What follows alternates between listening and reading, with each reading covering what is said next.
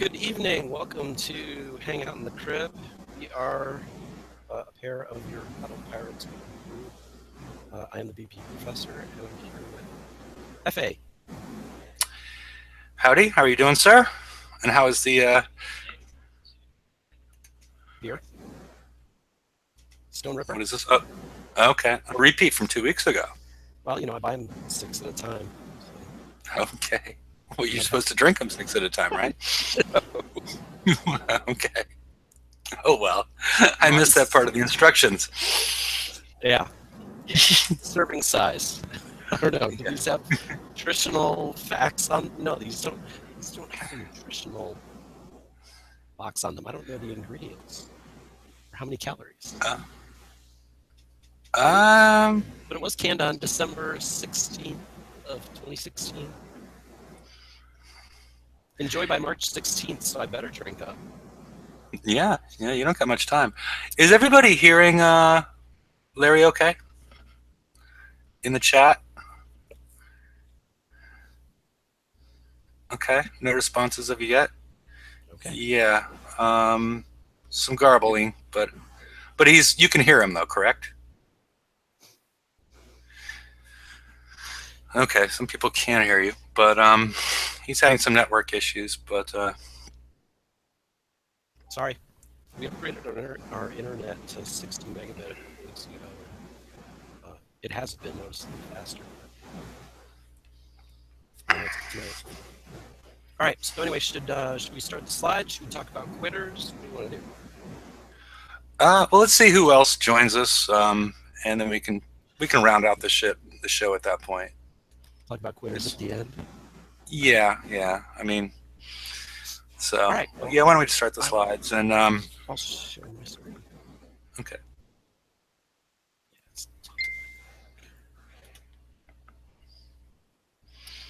All right. We got 3 pages of bug fixes tonight, and I'm going to try and go through really quick because I think Kicks Eye hit all the minor stupid issues this week. More stuff with the display rotation of ships and base planner, which they did something with last week. Addressed a rare case where the player can be blocked from upgrading a mega module when they should have been. Minor visual issue where class icons, blah, blah, blah. Description of a mega module can now be scrolled through, blah, blah, blah. And displaying an alliance invitation sounds kind of funny, maybe or something. Show blueprint pop-up will now properly go to the intelligence lab when multiple blueprint founds are stacked. How exciting. Center the icons shown for prizes in the campaign complete pop-up so you can display more at once. Yay, more prizes. Hey, Larry, let me read a couple through these and see if there's anything you might be able to do. It seems like people are having even a more difficult time than I am hearing you. Okay, well, if you want to read, that's fine. Yeah, just quick. Get back quickly. Yeah, get back quickly. Fix. Wait, you want me to drop rejoin? Yeah, why don't you try that? Because everybody's having a hard time hearing you. All right, I'm going to do that. Slides are going to end. Okay. Oh, yeah, that's right. Okay. We'll do it quickly. All right. Fix the Learn Defense button that can be shown to newer players after base is attacked. I mean, basically, all these 3 pages of bug fixes are fluff. And there might be one that's mega related that maybe Larry can talk about when he gets back on. But generally, we're just trying to skip through these.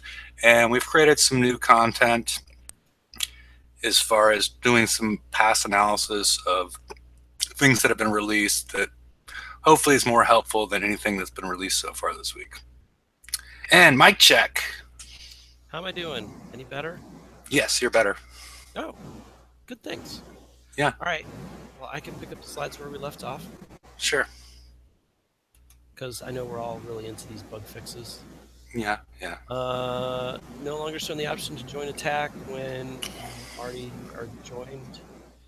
Fixed drone tactical can't be swapped out in refit mode without clearing the slot. Cleaned up time display and token used. Flow with researching a retrofit, so a player can't research again or retrofit again or something. Base tag. These are all stupid. So Yeah. super. Yeah. Yep. Yeah. It's like, because we didn't really get any new content this week, it's like, okay, let's give them as many minor bug fixes as we can just to fill up the works in progress or whatever it is. Oh, not works in progress. Of course not. No. Release notes. I'm so sorry. No. Why would you want to share a plan? That would be madness. Yes, that would be crazy. But yeah, your mic is definitely much better. All right, good. Everybody can hear you. Got a better tube on the internet. Yes. Maybe that previous tube was kinked. Because the internet's a bunch of tubes. Yes, it is. From what I read. Let me. You go ahead and talk. I need to go turn this phone off. All right. So last week there were a butt ton of campaigns, TLCs, all at once, plus the Forsaken Mission, plus VXP Weekend. I think lots of players were a bit overwhelmed with all the stuff. I mean, for myself, I can do any of these TLCs without coining, but I got to take time to repair between them. I certainly can't do all these things without coining. And really, you can't do VXP Weekend well without coining either. And also, I think the enjoyment factor goes down. I mean, it's, if you're rushing through to do everything, and I do them, but I don't like the 1 hour time limit on any of them. It sort of makes me feel like I can't do anything. So I sort of spread them out as much as I can. Yeah. I mean, I did Homeland 5 times, or the Mastery 5 times. And then I just did one run through a roguelike and one run through a Spiteful, and decided I didn't want to do the rest of those. And I didn't touch High Tide Elite because I don't want to mess with my Harlock Tideseeker anyway. So, yeah. Yeah, especially when you compare it to this week. I mean, we had all of this stuff just crammed on us. And then now this week, slide forward. Oh, sorry. I was. Did you want to talk about Homeland? I sort of. Oh yeah. Sure. That would be great. This is the only time I mention it, so yeah, go ahead. Yeah, I mean, I thought it was pretty fun actually. Some people said it was sort of tedious.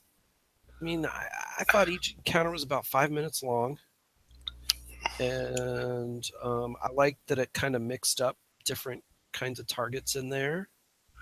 Well, I think the tedious part came from the fact that it was compressed with everything else. Yeah.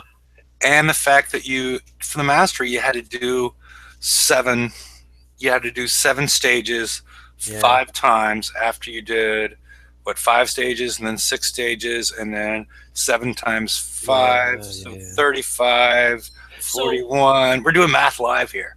Yeah. With no calculator. So I spread them out, right? Because I did the first 2 runs before VXP Weekend, and then did VXP on Friday and Saturday, and then did a run Saturday night, and then 2 runs Sunday and 2 runs Monday. So I spread them out and didn't coin any repairs for Homeland. And so, I didn't just sit down and do it 7 times in a row. And maybe that's where the complainers were coming from. Yeah, and I found it, especially for a lot of people, I found it might have been easier because if you already had a Punisher tank, then you got those 12 days of build tokens.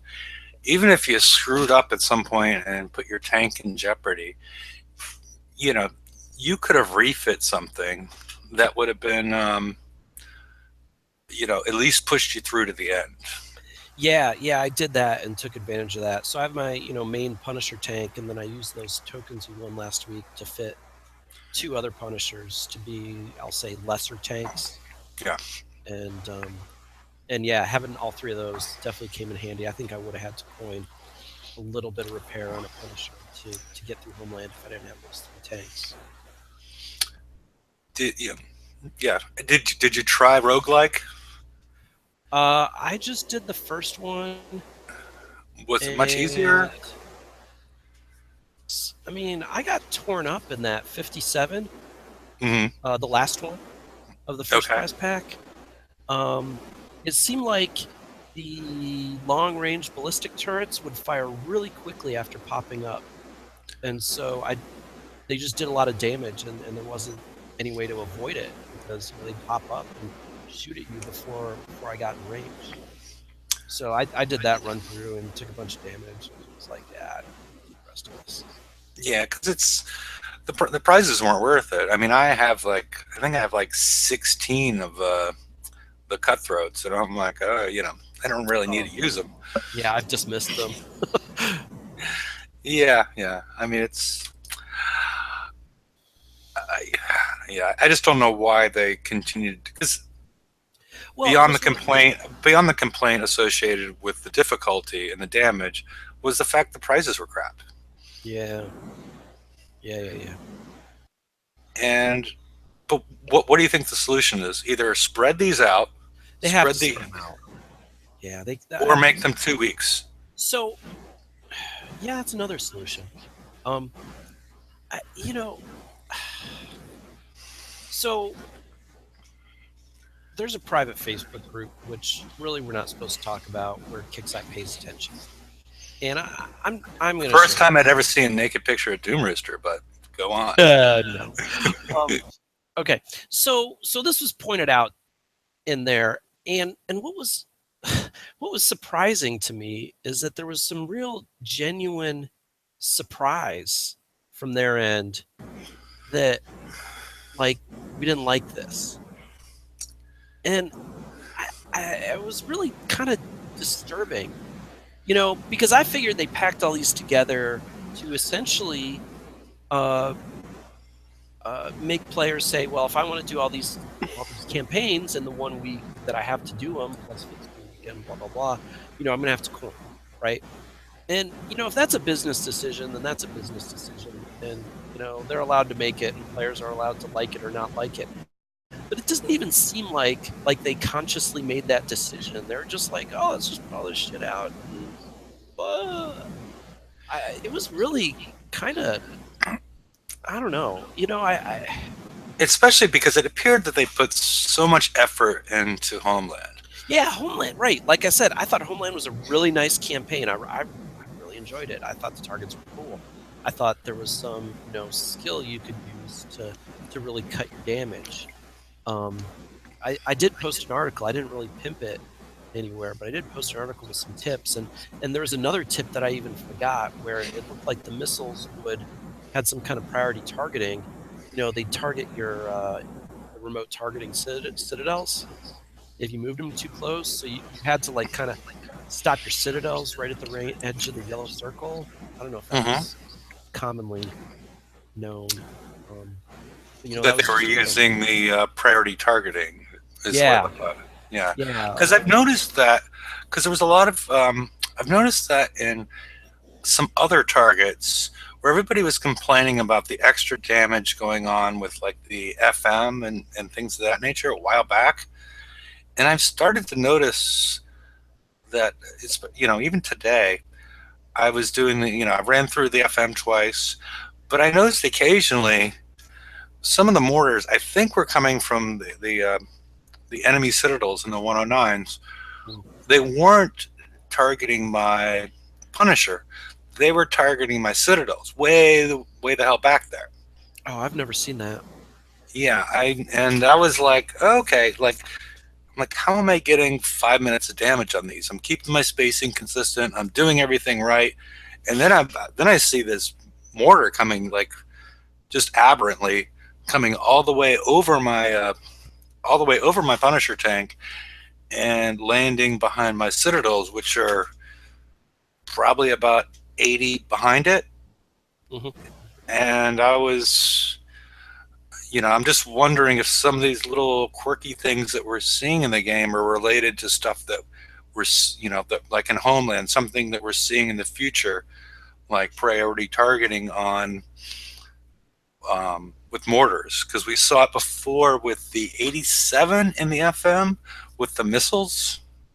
Oh, Do you remember that? No. Yeah. Well, back in the day, we would, it was, not that me, long I'm just a noob. I just started playing this game. well, not even back in the day, too long ago, but it's been a long time since I hit an 87. But Fair enough. 4 or 5 months ago, their executioners would fire over my tank and aim directly at the citadels. So, okay. Well, that's what was happening in Homeland too. You could, like I said, avoid it if you stopped your remote targeting ships right at the edge of the remote targeting range. okay. All right. And then VXP weekend. I mean, I think a lot of people just made a number of VXP to rank a Pride or a Liberator, but welcome to Tier 6, I guess. And I think they're also probably disappointed in the fact that you can only gain VXP through damage. Yeah. It's just so, I don't know. It's really dumb, I think. I mean, I think the community has been very loud about the fact that they don't like that. I mean, just let us coin the rank cheaper then. I mean, because that's really all you're doing, right? Over a limited period of time, but yeah, that's what you're doing. But over a very limited period of time, and you could do some things, using grease monkeys and using triple salties and all that kind of stuff to do it in a smarter way. But it's still not as much fun as like trying to figure out a way to make an 80 work. Right.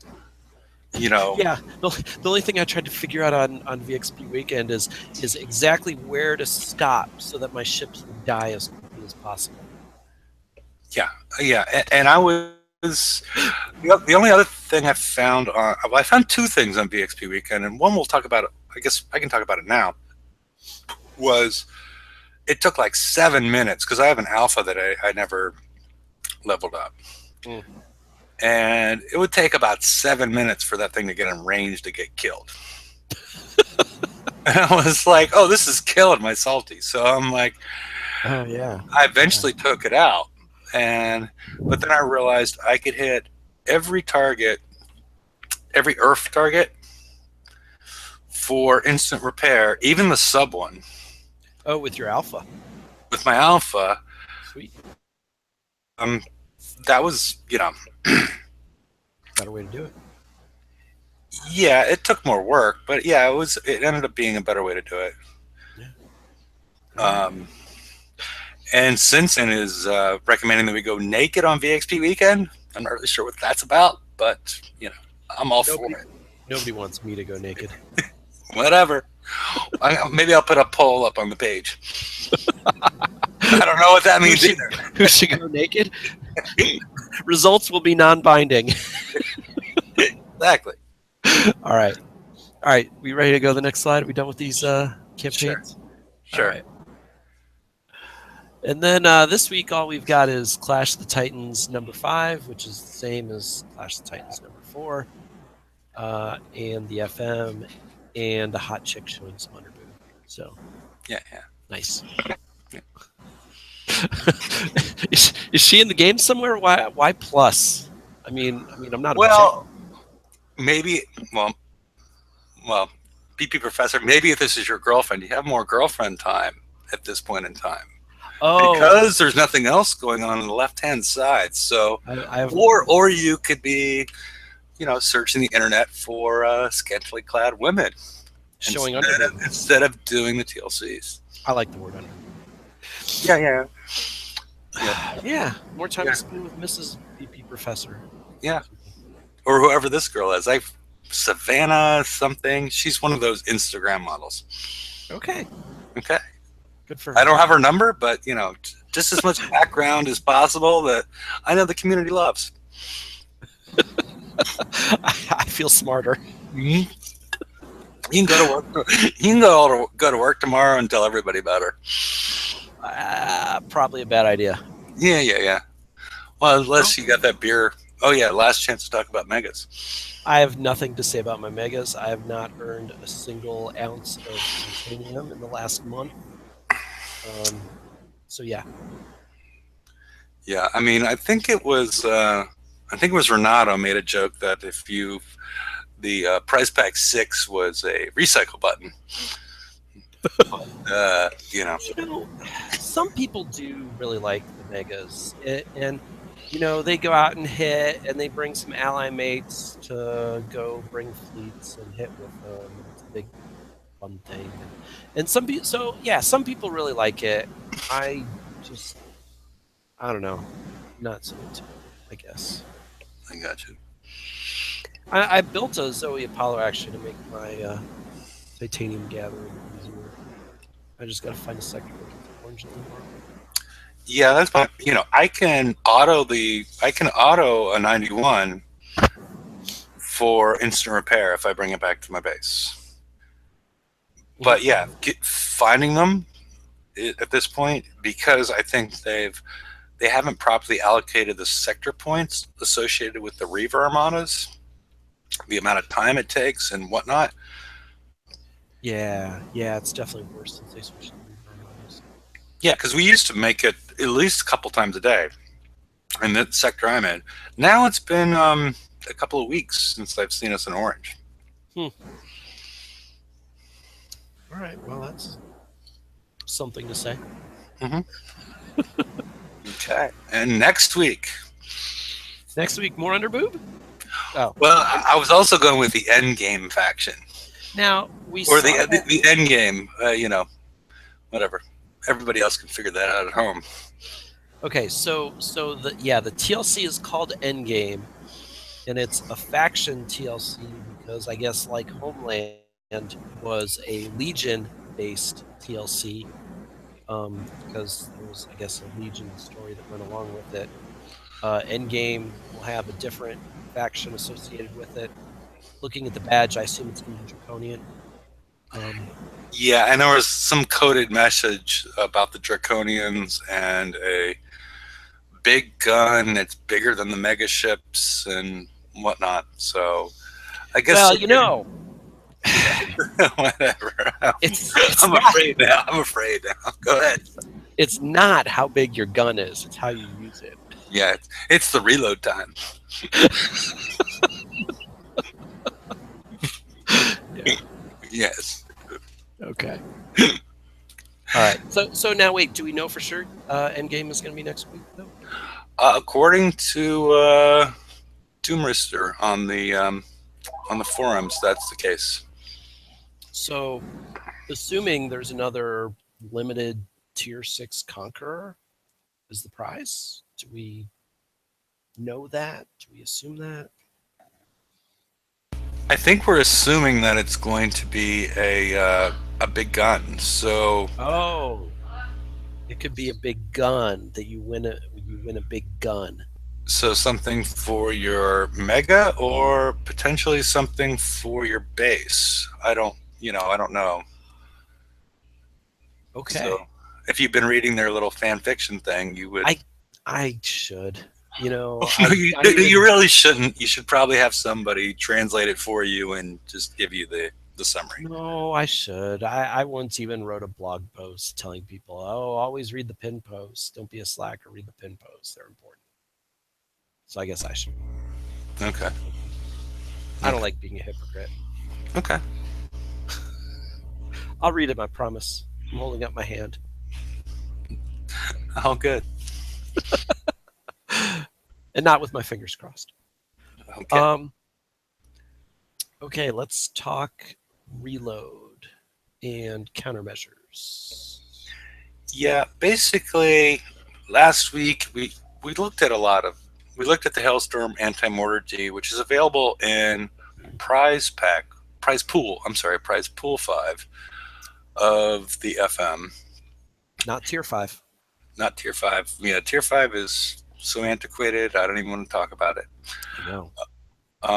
But basically, in the I've gone through it. Everything in gray is either retrofits 0 or if it doesn't have a retrofit. And then orange is R15. And as you notice, the Hailstorm D is faster than the Judgment mortar on a Citadel. So it has a chance to reload and shoot down those targets again. It's not as efficient when it does fire. Lower accuracy, lower range, lower salvo.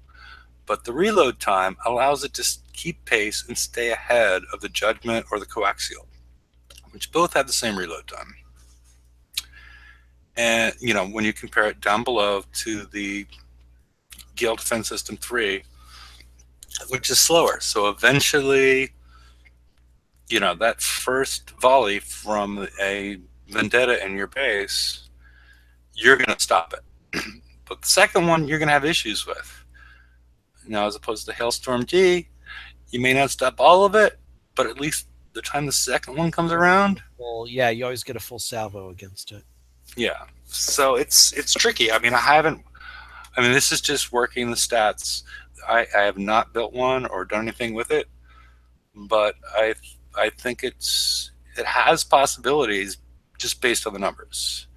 And the other thing I'm showing down there is Countermeasure Loader 3, which increases the reload by, I think, 10%. It gets you down to 1.14. So it's the Hailstorm D is still faster, and it's going to be able to keep up with them. So I just wanted to throw that out there. Again, I haven't tested it or put it on any of my ships, but everybody threw it away as useless originally, and I just wanted to throw this little factoid out there for everybody. Yeah, and I mean, right, because what will happen? I'm going to say it again, just in case people don't really get what you're talking about. Is right. So if the volley from the mortars comes in every second and a quarter, right, the Gale defense system is going to shoot enough shots to shoot down all those incoming mortar shells, right? But then it's not going to have time to reload before more shells come in. So it's got to sort of use up its salvo and then stop to reload. And that's when shells can get through. The Hailstorm, on the other hand, right, the shells come in and then it reloads before the next set of shells comes in. So you've always got the full salvo acting against the incoming mortars. So it might, even if it averages fewer shots per second or fewer shells shot down per second, which it does, it might be more effective. Yeah, that is basically what I was trying to get across. That it's, again, you know, I don't think neither one of us have tested it, but it shows possibilities, or even mixing them in to allow the Gale to catch up. I'm not sure what the best math is on this, but I just didn't want everybody, because all the shows panned it, and I was just trying to figure out what Kix was thinking when they did that, and this is the best I could come up with. Yeah. I mean, if you have an incoming fleet with like, I don't know, 18, 20 of these, right, you're going to need 40 shoot downs, which means you're going to need, you only get 1.5, well, call it 3 shoot downs per hailstorm, because you can put the accuracy boosters on them. Yeah. So maybe you get 2 or 3 shoot downs. So you're still going to need a lot of hailstorms to like neutralize an incoming fleet of Vendettas or Citadels. But yeah, and especially with the, you know, I think people that are attacking have a sort of a different approach as well with the cat mortar out there and things of that nature. So it's tricky. It's because they can't just let them sit out there and try and nail you all day. If they do, they're not going to be around for long. Yeah. Okay. Liberator Defense. How to stop Liberators. I know so far I've sunk a fleet of Liberators pretty handily. These are some turret setups that do well against Liberator. You got a Ballista with extra splash from the concussive payload. Yep. And then extra critical with the supercharged rails. Yep. And DU shells. And then down below is the big one. That's ATR. We're adding 10% onto the range. 10. Yeah, 10%. No, 10, not 10%. Oh, 10 range. Okay. Yeah. So it's going to go from, well, it still pretty much works out the same. It's so it goes close. from 105 to 115. To 115. So drop the 0.5, everybody. Yeah. Sorry. Okay. And then it still works, but yeah, I mean the 0.5. Yeah. You know, I would, if you got a level 8 turret, I wouldn't do this concrete or whatever the hell that Permacrete. Permacrete, thank you. Mm-hmm. I would use some kind of defensive, an M or an X or a C, D4. Yeah, I mean, I was thinking about that. I mean, because especially with some of the defensive hulks, because these specials also lower the armor ability. Yeah, so you could like stack 3 defenses and just have a turret that's really strong against a particular type of incoming ship. Mm-hmm. And if you kind of cycle that as you go through your base, you'll have a couple turrets that can kind of stand up against each kind of attacker. Yeah. As long as they're not using scatter guns or something. But so that's what I'm starting to do on my level 8s is stack up some D4 armors to get just a really high defense against one kind of incoming damage. Okay. Yeah, it's just that. Yeah, have you done the math on that? But it seems like because a lot of those transformers work like the old Jug-X, where they are adding or subtracting from the armor ability of the panels that you put on it. Yeah, well, if you come on the post show, I'll show you one of my turrets that has that, and you'll see. Okay, everybody, he's gonna show me one of his turrets. Come on the after show, and I'll whip out a turret. Yes. But the big thing. Whip this out. The big thing about this turret is the fact that the Liberator has no ballistic deflection. It has a range of 106 point whatever, which can outrange most of your frontline turrets that are going to be stuck at 105. So once you get to 115, you're losing some damage, you're losing some armor, but they can't snipe you. Yep. And they have no defenses against it. Yep. And you can, a couple volleys will really screw up a Liberator. Yeah. And then the other great thing against Liberators is these hyenas. We talked about how good they were last week, but here's a specific setup which has obviously really nice range, really nice damage, and then good accuracy and good reload. So, yeah, and what I was suggesting as far as a front line is put this behind something else that is a 105 or whatever.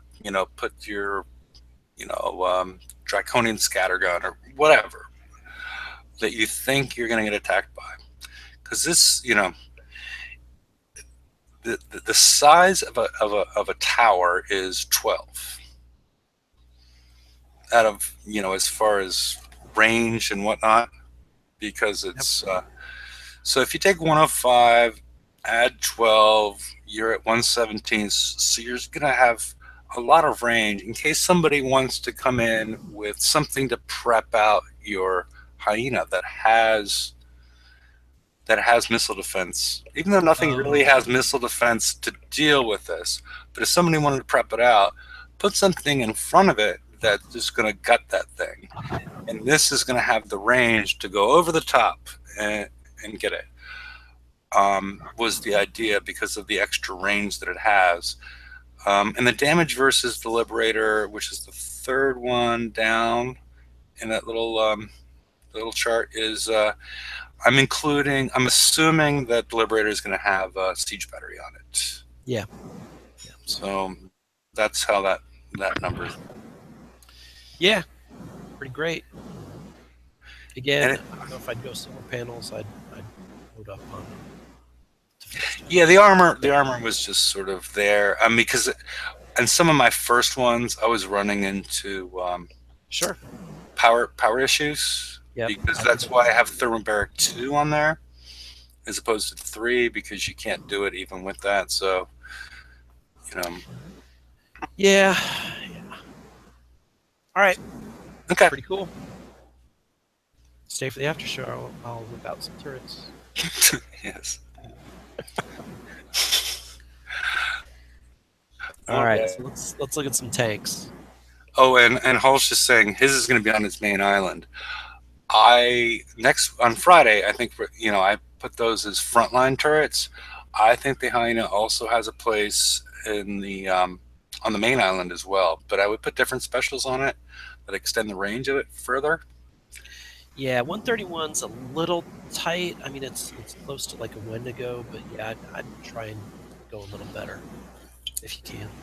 Yeah, I think we can get it to about, is it 136.5 or 135.5? But that's something I would put on either like a mid island if you have a little something on the side. Well, not something on the side, but something on the path towards your central island or on your center island. I would outfit it differently, and we'll talk about that. I think on Friday I'll do something for that. All right. So what do we got? Tier 3 tank. What I try to do here is, because level or prize pool, well, can I just go tier 1 and 2? You can get the Punisher and the Citadel, along with VXP tokens for each and build tokens for each. And what I try to do is, for people that are only previously able to get to tier 3 and tier 4 of the FM, this is the tech, on the left-hand side is people that can only get to tier 3. And this is technology that should be available for you just completing tier 3. And the right-hand side is tier 4 and technology that should be available for you at tier 4. And I just want to show that, you can, you're coming up with some fairly decent tanks. I mean, I finished off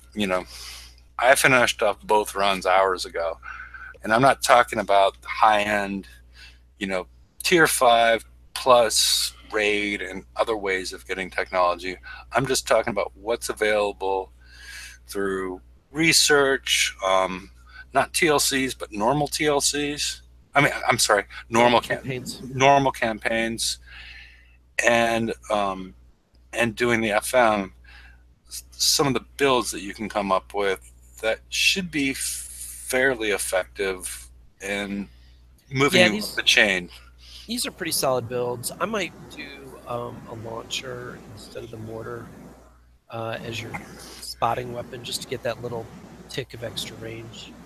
Well, the tick of extra range isn't that much, because the 94 range, the Cyclone, the Squall, and the Antipode aren't available in that class.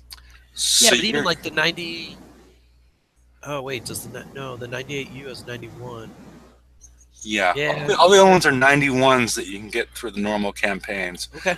So I was thinking the Pandemonium on the front of that one with the spurting out your repair, and then on the right side I went with the Judgment Mortar, just because that's got a little bit more range. But the Panda still might be the better choice if you don't have some sort of long range launcher.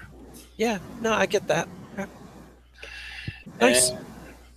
And so everything down below, Speed System 5, you can get in the FM.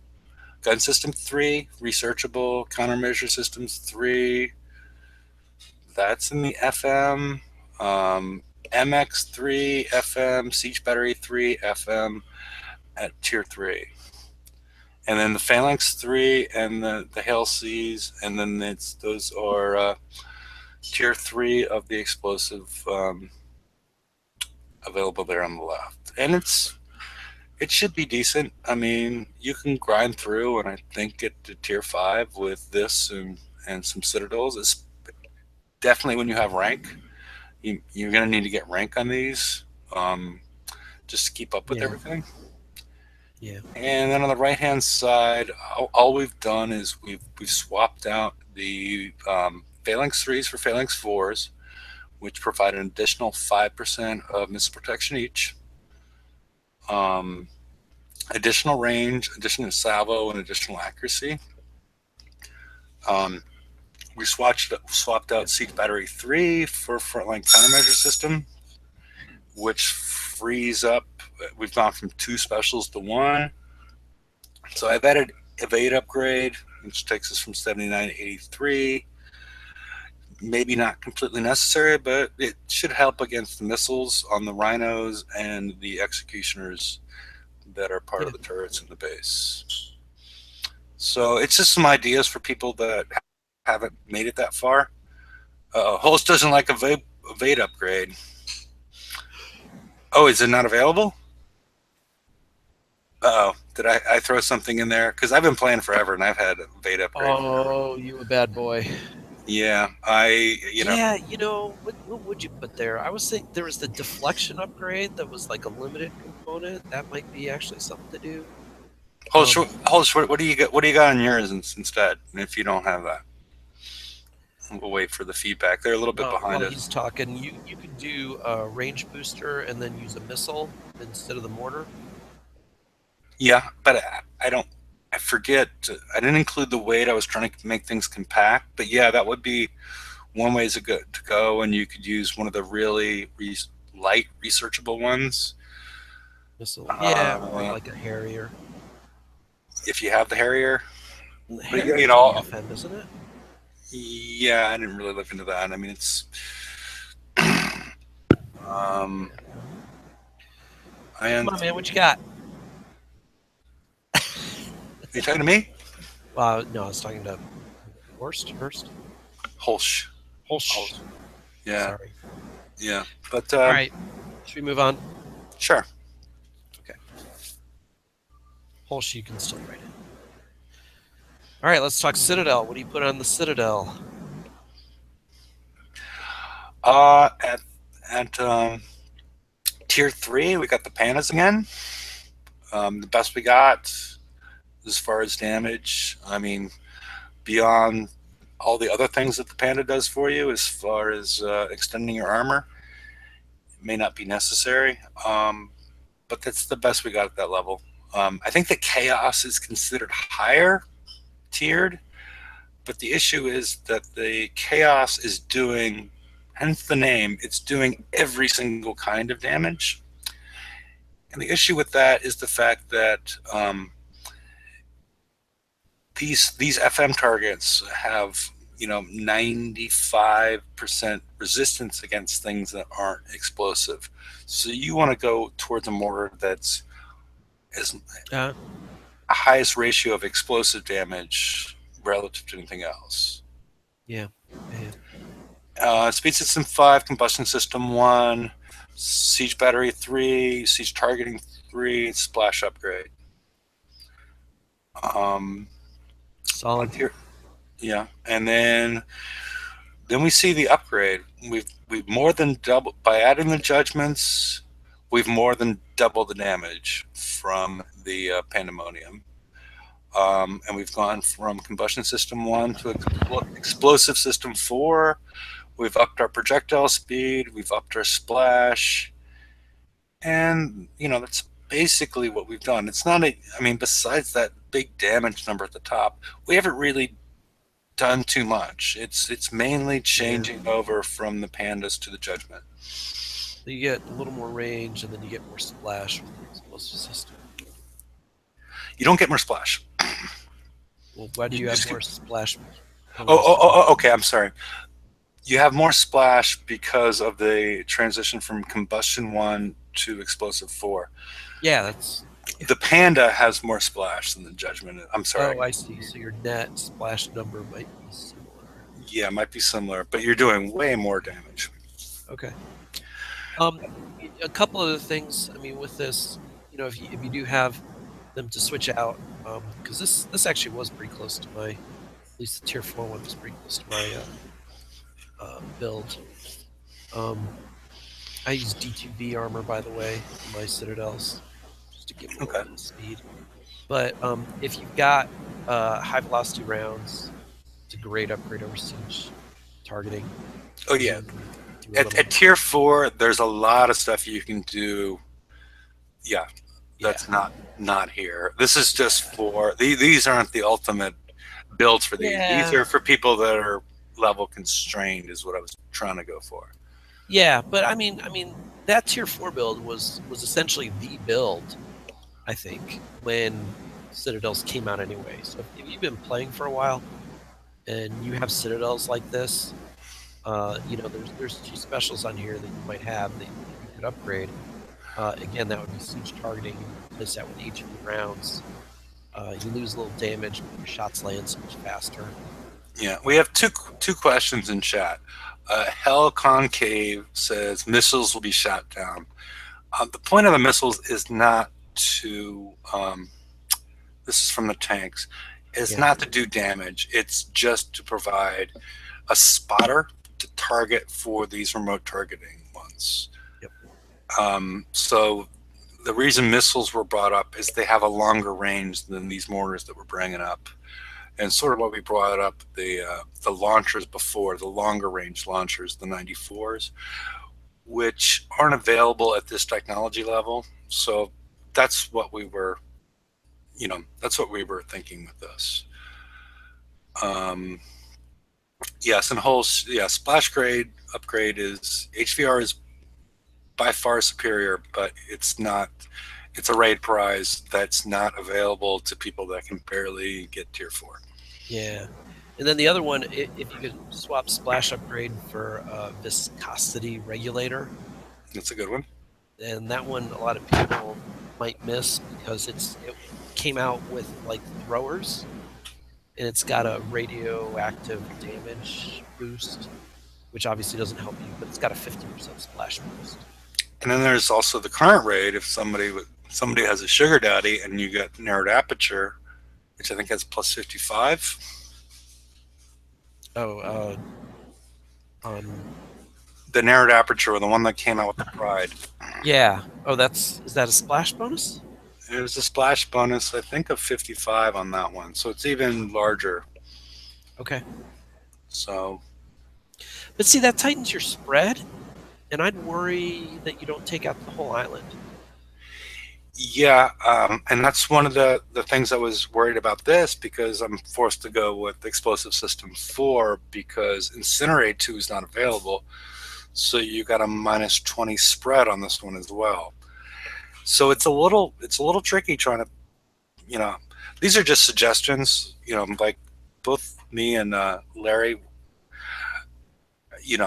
haven't been able to really test these out. This is more just suggestions for people that are just newly getting this stuff. I mean, yeah, that's more what we're talking about. So if anybody's, Hull's just saying 55 splash and negative 30 spread on the. Narrowed firing. Yeah. Yeah, I did that refit with the Citadel tokens. I put viscosity and HVR on my Citadels, and that was cool. Okay, I'm gonna give me 25 seconds, and I'll be back. All right, I'm going to go to the next slide. It's time for screw ups. And this tattoo, you should have heard the sound I made when I first saw this tattoo. It was kind of like a kind of sound. So that's definitely a screw up. But yeah, Kixeye hasn't fixed the UAV, which is kind of dumb, although not too many UAV users right now, I think. And then the other one is the Amazon outage, which took the game down. Was that I think that was yesterday, Tuesday? Yeah, yesterday. So Amazon servers went down, which is what KixEye uses to host Battle Pirates, and I just think it's funny because they shouldn't use such a shady fly-by-night outfit to host this game. So those are our screw-ups. Hefe, I think I hear you breathing back there. Are you back? Yeah, I'm here. Anything else to say about these screw-ups?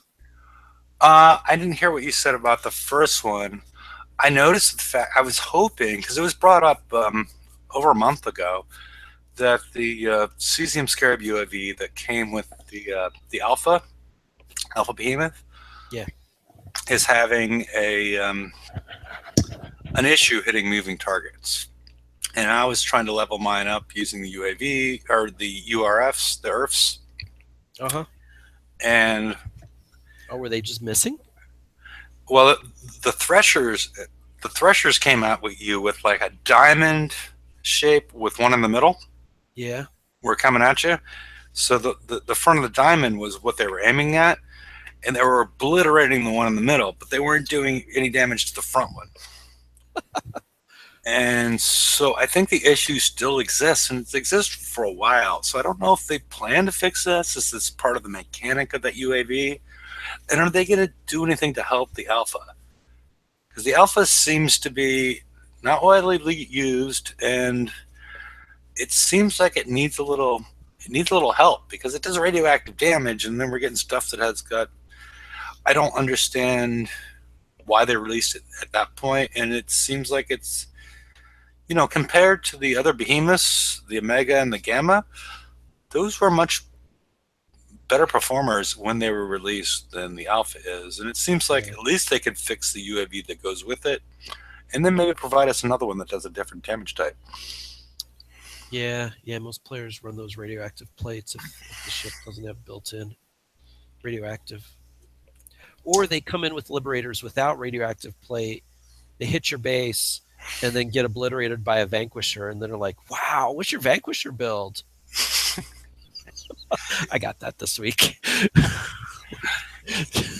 It's nothing special, but it was kind of funny. All right, so let's talk about breakthroughs. The mid-level daily is back, and I hear it's giving good prizes. Yeah, from people in my sector that are in that level group,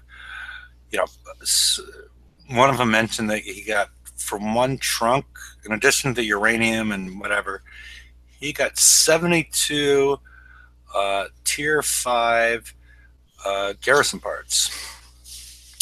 And I know that takes how many? Even if you get 2 per hit and you hit 8, targets in the FM every week at 109s, you're getting 16. So 72 is just an insane number, unless he was lying to me. Yeah, it's pretty nice. Yeah, they are really trying to get Citadels into people's hands, Citadels and Punishers, get people ready for this next garrison raid cycle, where I think most people are having success with Punishers and Citadels right now.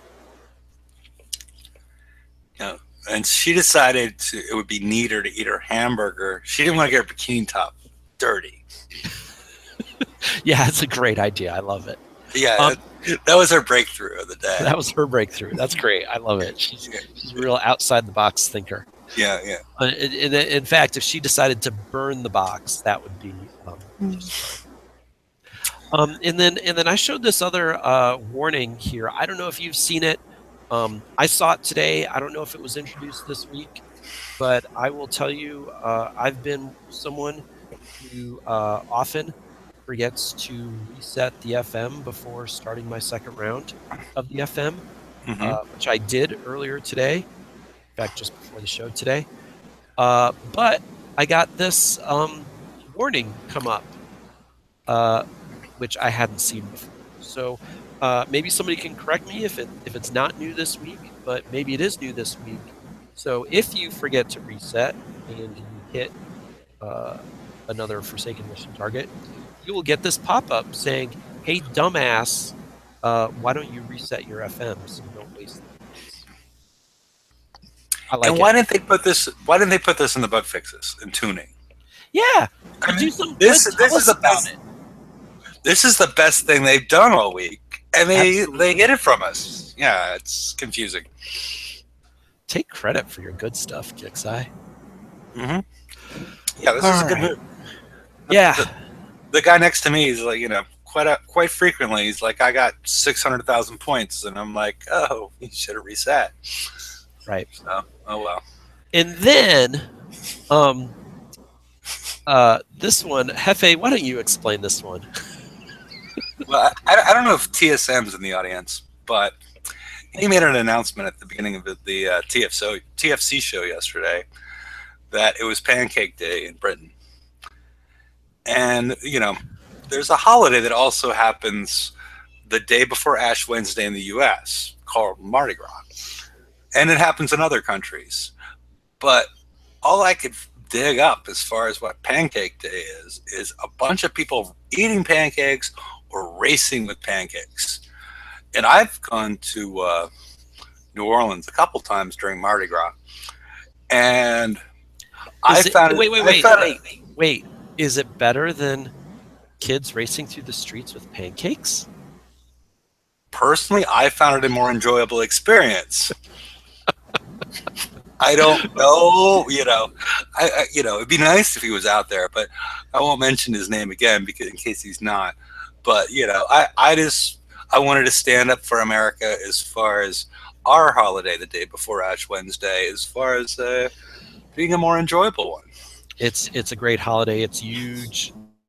Yes. Yeah. Especially when it's huge. Yes. And it was a difficult one to find a picture that I could sort of suggest what's going on without being more than PG-13. Without being in violation of YouTube standards. Yes. Yeah. So Which that's where we are. Low. Yeah. We haven't had any complaints yet, so it must be pretty low. Okay. All right. I think that's about it for our slides this week. Yep. We'll end the slideshow so you could see my pretty face. Still wearing all my clothes, though. And I'm going to take you off present. Thank you. I'm going to post in YouTube in case anybody wants to, especially anybody from across the pond, would like to debate Pancake Day versus Mardi Gras. Yeah. We're happy to have it on air live. I'm throwing down the gauntlet on this one. But to be honest, I've never really experienced Pancake Day properly. But maybe somebody could set me right and learn me up. I mean, my kid's high school does a Pancake Day. It's a fundraiser for the band and orchestra. Mm-hmm. And yeah, it involves eating pancakes. Doesn't involve beads, right. though. And it's certainly more appropriate than a Mardi Gras-like celebration at the school. But yeah, hurricanes and topless women probably is not very appropriate for that situation. Not appropriate at all. Definitely not. So there you have it. And if you do join the after show, I will whip out a turret with lots of defense. I will have to load Battle Pirates again, I guess. Oh! Do we want to bring up? I invited some of the some of the people that were high-level players that have, I guess, after this week, decided to leave the game. And yeah. Should we name names? Well, I think everybody knows who they were. I'm not going to assume our audience knows anything. Oh, yes. Burn! Whatever. I assume they're educated enough to watch this show and want to become informed. But everybody knows, that Insector Gadget made it very public that he quit the game. And Disturbed Guide, I'm hoping it's just a little break, but, we'll see. But high-level players that have been visible in the game and have spent a fair amount of money, and I was hoping one of them would come on and sort of explain some of the details of things that have happened recently. I do understand it, but I don't really want to speak with them because there's an overwhelming frustration with, some people think that Kickside listens to us, but, they don't really listen to us. I mean, this whole, even just this week, the whole issue with the TLC madness that makes, some of these people want to be on top of the game. But if it takes so much time just to be current with what 4 or 5 TLCs, VXP Weekend, FMs, all of it just stacked onto you. I mean, you guys are welcome to, to jump in and talk about it. It's just, it's disappointing. I assume it's potentially been going on for a long time, and maybe just people that weren't quite as close to the show or whatnot. I don't know. Yep. I quit a different game this week, but what was that game? it was a game on my phone called Hero Tactics. It's a little turn-based game. Basically, I spent all my time farming for items on auto and never actually played, so I realized I could just stop playing and not just have this thing running in the background for a couple hours a day. Yeah. Well, you don't. You drive to work. You don't have like a commuting. You drive, or you're on public transport? Yeah, I drive. Okay. Because I'm thinking those phone-based games are just great for people that are using public transport. Yeah. I'll tell you what, though, man. I see so many people driving like this. I swear, I pass a couple a day at least. Oh my God. You think they're playing games or watching porn? They're doing, but they're not. They're not watching the road. It's so fucking scary. All right, we got Holsch. Yep. We're gonna talk about Johnny Manziel today, Holsch. Oh no. Okay. Johnny Football. Wait, where's my beer? I'm sorry. I won't bring that up again, Holsch. Yeah, it's fine. Yes. So, do you have anything to bring up, or just hanging for a bit? Just hanging.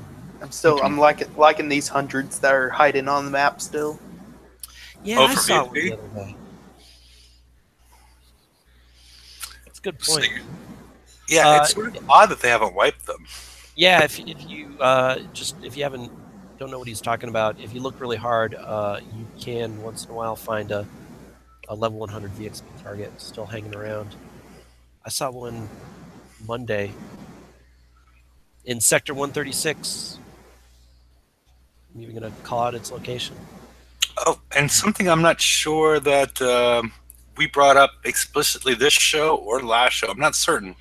I think we did, but we didn't go into detail on it, was the issue associated with the expanded range of the Liberator going out to 106 point something, and the ramifications on base design and what's snipeable now. So Kyle brought up the fact that now to be protected, you have to go to 5 tiles plus 3 walls to prevent being sniped. So it's a difficult one to discuss as far as it relates to each person's individual base, but yeah, it's if you start getting sniped by people, it's not because they're hacking, because they changed the game. Yeah. All right, You know. you ready to see this turret I whipped out? Alrighty. Should we put you on present, Larry? Sure. Okay.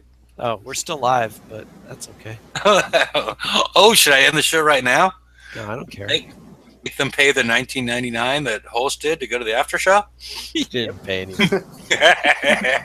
After shows. So anyway, this is a Gargoyle 3. Actually, this is the only one I've done this to yet. I just realized I don't have any armor on my hyena, which I guess I better fix because I have base parts to do it.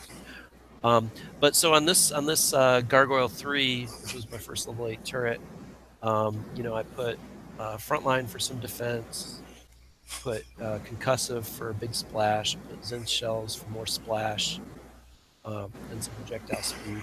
But then I put these 3 D4X on them, so they have 31% defense each, and so my net defense is 82%, which basically means instead of having to do 1.2 million damage, if somebody's dropping mortars on this thing, it's actually going to take 6 million damage to kill this gargoyle. So it's effective, and I've seen it in use. I know there was one attacker I had a while back, and just had to try and run this. Could you, Larry? Could you mouse over your transformer? So okay. It's the AT, not the ATR. Yeah, I just wanted to bring up the armor abilities. Mm-hmm. What that means is, I don't know how many people remember the Jug X, which has and also if you can you put up, refit it? Okay, you see this is -10, and he has the X. Yeah, we'll go back real quick so people can look at the numbers. 1 second. Don't change it yet. Oh, I see. Well, don't okay. actually. So this has 62% explosive defenses. No, that's 82. Oh, it's okay. I'm higher. Okay, 82. So yeah. So if I put this would be interesting. What if I put the defensive on it? Which has plus 30 armor abilities. Oh, that'd be pretty sweet. So that puts my explosive resistance up to 93% from 82. Wait, no, 86. Oh wait, that's right. Thank you. 86% defense. So actually, that's not that great. That's only. Well, let's go back to the original because I think you're reading off the wrong line before. I could be wrong. Oh, you got the underwater one too. Yeah, okay. So that's 82 defense. Okay. And then if I put the defensive, it's 86. Yeah, we're getting to that point where diminishing returns as we reach 100. Well, so 82 is probably about 6 million points of damage to kill this thing. 86 would be maybe 8 million. Yeah, I just wanted people to see and if you mixed your armors, you're going to see a greater increase going from something that's subtracting from your armor abilities to increasing it. Yeah, so that's an 80, then put 71 ballistic. But, well, I'd probably do M right now, at least, with Liberators. So can I get that to 71 easily? I guess if I do this, it'll just 80 into 71. Yeah, 80. Yeah, I was more just trying to explain the mechanic to people because people weren't around for the Jug X. This armor abilities plus minus hasn't really been used that much since then. Yeah. Yeah, so what this means is that, so if it gives an armor ability plus 30%, that actually affects this explosive defense plus 31. So really the plus 31 would be 40% if you have that plus 30%, or it would be 28% if you have the minus 10% going. So yeah, so that's what that. Have it. Yeah, that's as promised. I whipped it out live on YouTube. Yeah, and we did some live math for everybody because we know everybody loves the math live. And I think I got it right. Yeah, well, yeah. So there. Alrighty. Well, ladies and gentlemen, I guess we're going to end the show. The Hangouts is still visible there on the right-hand side. We're going to talk about Johnny Manziel. We're going to talk about roasted cabbage versus roasted Brussels sprouts, and the cost differential and how you want to deal with that. And anything else that you guys would like to talk about, we're here for you. We're here for you as the community. So good night, everybody, and I will see you Friday, where I think we're going to include long-range turrets to deal with the new Conqueror hulls, not just your frontline ones. So, boom, Center Island. Boom, Center Island. Dead. Later, people. Bye.